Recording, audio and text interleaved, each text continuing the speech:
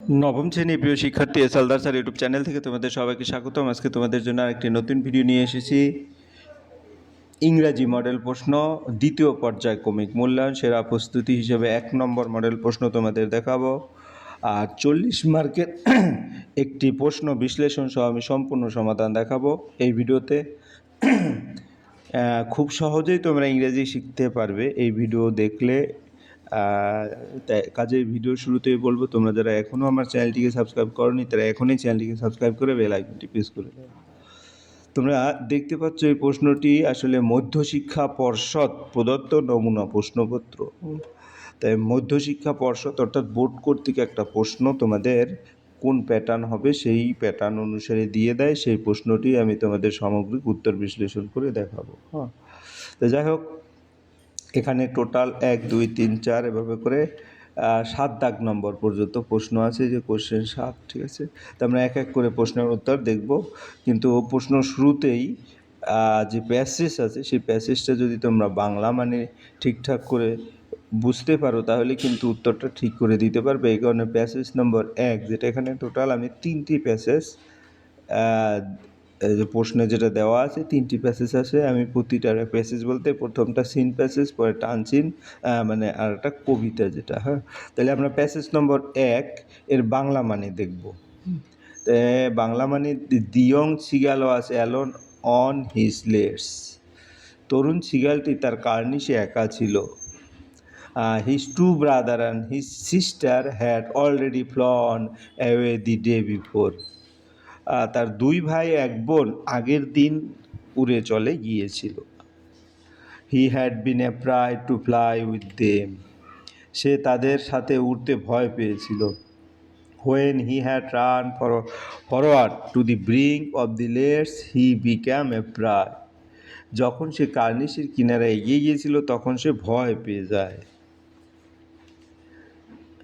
এরপরে আমরা চলে যাব পরের, the great expanse of the sea stretch down the beneath and it was miles down. নিচে বিশাল সমুদ্র বিস্তৃত যা অনেক নিচে পর্যন্ত প্রসারিত ছিল। He felt certain that his wings would never support him. সে নিশ্চিত ছিল যে তার ডানা তাকে কখনো সমর্থন করবে না। So he bent his head and ran away back to the little hole where he slept at night. তাই সে মাথা নিচু করে দৌড়ে ফিরে গেল সেই ছোট্ট গর্তে যেখানে সে রাতে ঘুমাতো। His father and mother had come around calling to him shrilly. তার বাবা মা তাকে তীক্ষ্ণ স্বরে ডাকতে ডাকতে কাছে এসেছিল। এরপরে but for the life of him he could not move. কিন্তু সে কিছুতে নড়তে পারছিল না। That was 24 hours ago. সেটা 24 ঘন্টার আগের ঘটনা। Since then nobody had come near him. তখন থেকে কেউ তার কাছে আসেনি। The day before he had watch his parents flying about with his brother and sister. আগের দিন সে দেখেছিল তার বাবা মা তার ভাই বোনদের সঙ্গে উড়ছিল। They were teaching them that the art of flight and how to dive for fish. তারা তাদের উড়ার কৌশল এবং কীভাবে মাছ ধরতে ডুব দিতে হয় তা শেখাচ্ছিল। He had seen his elder brother catch his first herring while his parents circled around proudly. সে দেখেছিল তার বড় ভাই প্রথম হেরিং মাছ ধরেছে আর তার বাবা মা গর্বের সাথে চারপাশ ঘুরছিল। তো এই ছিল তোমার টোটাল এটার বাংলা মিনিং। এখন কোশ্চেন অ্যান্সার। তাহলে আমরা কোশ্চেন অ্যান্সার যদি বলি, choose the correct answer from the given alternative. 3 mark. The young seagull was in his nest lets cape না উইডো পেন। আমরা যদি দেখি উত্তরটা কী হবে, আমরা এতক্ষণে গল্প যেটা পড়লাম, দি young seagull was in his let's, অর্থাৎ সঠিক উত্তর হবে লেটস, কারণ সে কার্নিশে ছিল। লেটস অর্থ কার্নিশ। এরপর পরের প্রশ্ন কী বলেছে, his parents came to him 22 hours ago। 20 hours ago না 24 hours ago। আমরা যদি দেখি এখানে 24, একটু আগেই পড়েছ, 24 hours ago, 24 ঘন্টা আগে তার বাবা মা এসেছিল। এরপরের যে প্রশ্নটা সেটা হচ্ছে কি, the young seagull elder brother caught his first herring goldfish কিউলি ফিশ নাকি স্যামন ফিশ? তাহলে আমরা এই গল্পে যেটা পড়েছি সেটা হচ্ছে কি herring fish. The young seagull elder brother caught his first herring fish. তোমরা মনোযোগ সহকারে প্যাসেজটি শুনলে তা বুঝতে পারবা যে তার বড় ভাই প্রথম হেরিং মাছ ধরেছিল। গেল এ, এবার B, complete the sentence with information from the passage. এই passage the young seagull felt certain that his dash. তাহলে the young seagull felt certain that his young would wings would never support him. আমরা যদি বলি সে নিশ্চিত ছিল যে তার ডানা তাকে সমর্থন করবে না। এরপরের প্রশ্ন হচ্ছে seagulls parents had came around কত? Around calling to him shrilly. সিগালের বাবা মা এসেছিল তীক্ষ্ণ স্বরে তাকে ডাকতে ডাকতে। তাহলে আমার বি নম্বরের প্রশ্ন হয়ে গেল। এবার C, answer the following question. What did the young seagull parents teach his brother and sister?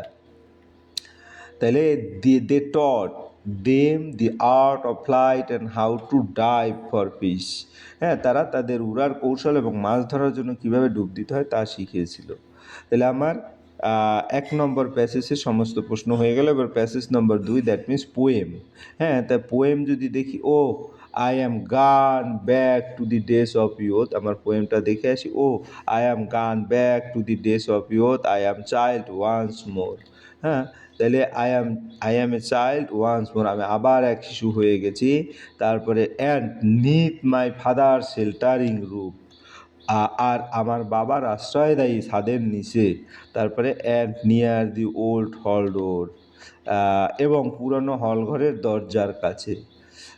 Blue mist sweet mist of summer fall, I was this cloudy evening fall, আমি এই মেঘলা সন্ধ্যা নেমে আসা দেখি। After a day of rain, একদিন বৃষ্টির পর। তারপরে blue mist sweet mist of summer fall, নীল কুয়াশার মধুর গ্রীষ্মের কুয়াশা ঢেকে দেয় দি হরিজন্স মাউন্টেন্স চেইন, দিগন্তের পাহাড়ের সারিকে। এই ছিল তোমার টোটাল যে কবিতা। এখন কবিতা choose the correct answer from the given alternate. The poet watches fall of the cloudy morning evening night নাকি afternoon. The colour of the mist is grey white blue yellow. আমরা দুটো প্রশ্নের উত্তরেই দিয়ে দিচ্ছি। The poet watch fall the cloudy evening, এটা সন্ধ্যাবেলার কথা, কবি মেঘলা সন্ধ্যা দেখেছেন। তারপরে the colour of the mist is, colour of the mist ছিল কি ব্লু, কুয়াশার রং ছিল নীল। এরপরে আমরা চলে যাবো পরের। Answer the following question. What does the poet remember about her days of youth? The poet remembers her childhood days under her father shelter and near the old house. হ্যাঁ, কবিতার শৈশবের দিনগুলির কথা মনে করেন বাবার আশ্রয় এবং পুরানো বাড়ির কাছে কাটানোর সময়। এরপর আমরা যাবো প্যাসেজ নম্বর 3, কলকাতা, শেঠজি রায়। আমরা যদি দেখি, Kolkata Satyajit Ray film and television institute SRFTI, হ্যাঁ, will celebrate 60 years of the release of Pather Panchali with a 2 days long programme. Satyajit Ray film ও টেলিভিশন ইনস্টিটিউট পথের পাঁচালী ছবির মুক্তির 60 বছর পূর্তি উপলক্ষে 2 দিনের অনুষ্ঠান পালন করবে। Apart from master classes and panel discussion, the programme will features a musical tribute to the background score of the iconic film. হ্যাঁ, মাস্টার ক্লাস এবং প্যানেল আলোচনার পাশাপাশি এই অনুষ্ঠানে বিখ্যাত ছবিটির সঙ্গীতকে শ্রদ্ধা জানিয়ে একটি সঙ্গীত পরিবেশন থাকবে। This is perhaps also the first time that a public screening of the restored version of the film will take place in Kolkata. সম্ভবত এই প্রথম কলকাতায় ছবিটি পুনরুদ্ধার করা সংস্করণ জনসমক্ষে প্রদর্শিত হবে। Meanwhile two musician are busy preparing for the musical tribute. এদিকে 10 জন সঙ্গীত শিল্পী এই সঙ্গীতানুষ্ঠানের প্রস্তুতিতে ব্যস্ত। তারপর Abraham Majumdar, who is spearheading this project, said Pandit Ravishankar had used improved music. এই প্রকল্পের নেতৃত্ব দানকারী আব্রাহাম মজুমদার বলেন, পণ্ডিত রবিশঙ্কর তাৎক্ষণিকভাবে সৃষ্ট সঙ্গীত ব্যবহার করেছিলেন। Ray had used the track that he had like, Ray তার পছন্দের সুর ব্যবহার করেছিলেন। For this composition I have taken the frame of the music from the Ray classic and have arrange it for the chamber orchestra format. এই সৃষ্টির জন্য আমি রায়ের ছবি সঙ্গীতের কাঠামো নিয়ে তার চেম্বার অর্কেস্ট্রারের জন্য সাজিয়েছি, এটা অর্কেস্ট্রার হবে।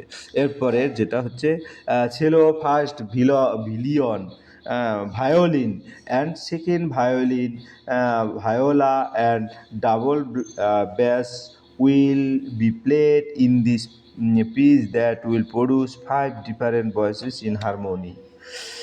এই সৃষ্টিতে সেলো প্রথম ও দ্বিতীয় ভায়োলিন ভায়োলা এবং ডাবল বেস বাজানো হবে, যা 5টি ভিন্ন সুরের মিল সৃষ্টি করবে। তারপরে this will be merged into music ravel Bolero, A one movement orchestral piece that was originally composed as a ballet commissioned by Russian actors and dancer IDA রুবিনস্টেইন। এটি মরিস রাভেলের বোলেরোর সাথে যুক্ত হবে, যা এই অংশবিশিষ্ট অর্কেস্ট্রারের সুর, যা মূলত রাশিয়ান অভিনেত্রী ও নৃত্যশিল্পী ইদা রুবিনস্টেইনের জন্য রচিত হয়েছিল। The 2-day celebration will have 2 panel discussion. এই 2 দিনের অনুষ্ঠান 2টি প্যানেল আলোচনা থাকবে। On Saturday author Subrata Mukhopadhyay, academician Swapan Chakraborty, art critic Shramik Bandyopadhyay and film scholar Anindya Sengupta will discuss on the evolution of the story from novel to the script. শনিবার লেখক সুব্রত মুখোপাধ্যায়, শিক্ষাবিদ স্বপন চক্রবর্তী, শিল্পী সমালোচক শ্রমিক বন্দ্যোপাধ্যায় এবং চলচ্চিত্র গবেষক অনিন্দ সেনগুপ্ত উপন্যাস থেকে চিত্রনাট্যের গল্পের বিকাশ নিয়ে আলোচনা করবেন। তারপরে একাডেমিশিয়ান সুপ্রিয় Chowdhury will speak on how the social reality of the times is reflected through the eyes of the 3 female protagonists, Sarbajaya, Durga and Indir Thakurun. শিক্ষাবিদ সুপ্রিয়া চৌধুরী বলেন কিভাবে সেই সময়ের সামাজিক বাস্তবতা 3জন নারী চরিত্র সর্বজয়া, দুর্গা ও ইন্দির ঠাকুরনের চোখে ফুটে উঠেছে। তারপরে আমরা এখন কোশ্চেন উত্তর দেখব। Choose the correct answer from the given alternative. SRFTI will celebrate 60 years of the release of, কোনটা? এটা কি পথে যাত্রিক, গুপি গাইন বাঘা বাইন, নাকি ফেলুদা, নাকি পথের পাঁচালী? উত্তর হবে পথের পাঁচালী, কারণ আমরা একটু আগে এই ছবি 60 বছর পূর্তি উদযাপন হবে, Pather Panchali. The assistant professor mention is, এটা কি? Anindya Sengupta, assistant professor. আমরা যদি প্রশ্নটা দেখে আসি দেখব, দি অ্যাসিস্ট্যান্ট প্রফেসর এখানে মেনশন করছে Anindya Sengupta. The person who is spearheading the project is, তাহলে the person spearheading the project is Abraham Majumdar, এখানে আব্রাহাম মজুমদার হবে। তাহলে আমরা 1 নম্বরের প্রশ্ন হয়ে গেল। এবার একের মানে A B, fill in the chart with information from the passage. Name of the person, name of the person আর অকুপেশন বলেছে, এটা Russian actress and dancer, activity mention. তাহলে রাশিয়ান অ্যাক্ট্রেস অ্যান্ড ড্যান্সার কে? আমরা যদি বলি তাহলে IDA রুবিনস্টেইন, অর্থাৎ এটা হবে IDA। অকুপেশন যেটা দেওয়া আছে activity commission of the ballot, অর্থাৎ ইদা রুবিনস্টেইন। কাজ হচ্ছে রাশিয়ান অভিনেত্রী ও নৃত্যশিল্পী, কাজের উল্লেখ বোলেরো ব্যালে তৈরির জন্য নির্দেশ দিয়েছেন। এরপরে name Supriya Chowdhury, occupation academician. তারপরে activity spoke on social reality through female character, অর্থাৎ নাম সুপ্রিয়া চৌধুরী, কাজ হচ্ছে শিক্ষাবিদ এবং কাজের উল্লেখ নারী চরিত্রের মাধ্যমে সমাজের বাস্তবতা নিয়ে বক্তব্য রাখে। এরপরের যে আছে সি নম্বর, suggest a suitable title for the above passage. এই প্যাসেজের একটা সুইটেবল টাইটেল দিতে বলছে। তো celebration of Pather Panchali at SRFITC, তাহলে SRFTIতে পথের পাঁচালীর উদযাপন, এটা আমরা বলতে পারি। এরপর আমরা চলে যাব grammar and vocabulary. Choose the correct option from the given alternative. I was astonished, of at by his brave deed. আমরা যদি দেখি আই ওয়াজ অ্যাট হবে, আমি তার সাহসী কাজ দেখে বিস্মিত হয়েছিলাম। তারপরে my brother always corresponds with my opinion, এটা উইথ হবে কারণ দুটোই প্রিপোজিশন। আমার ভাই সবসময় আমার মতের সাথে মিল রাখে।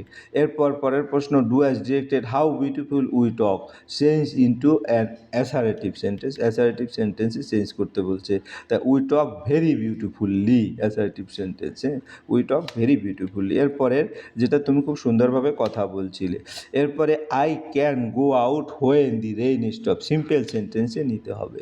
I can go out after the rain stop, সেভাবে সিম্পল সেন্টেন্স করে নেবে। বৃষ্টি থামার পর আমি বাইরে যেতে পারি। এরপরে they will always remember his support, এটা negative sentence. They will never forget his support.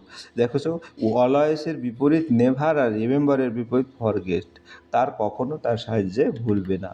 তারপরে he lives in a house beside the river, complex sentence. He lives in a house which is beside the river, হ্যাঁ, সে একটি বাড়িতে থাকে যা নদীর পাশে অবস্থিত। এরপরের প্রশ্ন হচ্ছে তোমার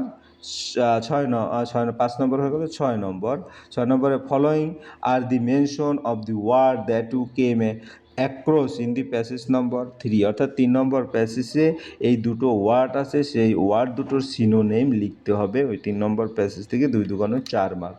তাহলে আমরা যদি দেখি টু শো রেসপেক্ট, এটা হচ্ছে ট্রাইবুট, কারণ আমরা যদি বাংলা বুঝি শ্রদ্ধাভাজন। আর লিডিং, এটা হচ্ছে spreading.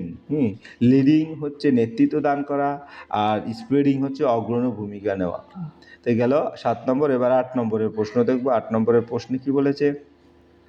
R 7 number, write a report within 100 words for an English daily using the given information. যেমন topic accident between a truck and a Maruti car. তারপরে ডেট 19 নভেম্বর 2015, এরকম করে ডেটটা দেওয়া আছে। টাইম 9টা 30, হ্যাঁ, জায়গাটা দেওয়া আছে, কজ দেওয়া আছে, তারপরে ক্যাজুয়ালিটিস দেওয়া আছে। যাই হোক, আমরা এগুলি ব্যবহার করে প্রশ্নের উত্তর দেব। তাহলে a tragic road accident took place at তোমার Naraina, new Delhi on 19 November 2015 around 9:30 PM। 19 November 2015 তারিখে রাত 9:30 নাগাদ নিউ দিল্লির নারায়ণে একটি মর্মান্তিক সড়ক দুর্ঘটনা ঘটে। অর্থাৎ তোমরা এতটুকু লিখবে, কিন্তু আমি বাংলা মানের সাথে সাথে দিয়েছি। A truck collided with a Maruti car due to brake failure, brake ফেলের করার কারণে একটি ট্রাক একটি মারুতি গাড়ির সাথে ধাক্কা খায়। তারপর both the driver died on the spot, উভয় চালক ঘটনাস্থলে মারা যান। 3 passenger of the truck were seriously injured while 5 passenger of the Maruti car were also injured. ট্রাকের 3জন যাত্রী গুরুতরভাবে আহত হয় এবং মারুতি গাড়ির 5জন যাত্রী আহত হয়। The police quickly reach the spot and rescued the victims, police দ্রুত ঘটনাস্থলে পৌঁছে আহতদের উদ্ধার করে। The injured person were immediately taken to the nearby hospital for treatment, আহতদের তাৎক্ষণিকভাবে নিকটবর্তী হাসপাতালে চিকিৎসার জন্য নিয়ে যাওয়া হয়। The accident cause panic in the area, এই দুর্ঘটনা এলাকায় আতঙ্ক সৃষ্টি করে। তো এই ছিল টোটাল যে প্রশ্ন, তার সামগ্রিক উত্তর বিশ্লেষণ। আশা করি ভিডিওটি তোমরা যদি মনোযোগ সহকারে দেখো, তাহলে ফুললি যে প্রশ্ন, সেই প্রশ্নের সামগ্রিক উত্তর কিন্তু ক্লিয়ার বুঝতে পারবে এবং প্রশ্নের প্যাটার্ন দেখে এরকম আরও প্রশ্ন প্র্যাকটিস করতে পারবে। পরিশেষে বলবো, ভিডিওটি দেখার জন্য অসংখ্য ধন্যবাদ। ভিডিওটি ভালো লাগলে লাইক, কমেন্ট, শেয়ার করতে ভুলবে না। সেই পর্যন্তই, ধন্যবাদ সবাই।